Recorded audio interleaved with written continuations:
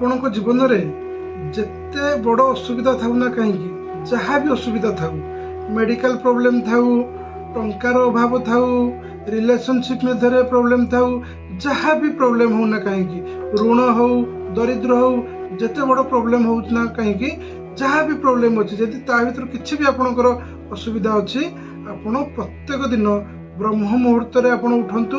ସକାଳ 3:45ରୁ 5:15 ଭିତରେ ଉଠିକିରି ଆପଣ ସେହି ସମୟ ଭିତରେ ହନୁମାନ ଚାଳିଶା ପ୍ରତ୍ୟେକ ଦିନ ପାଠ କରନ୍ତୁ।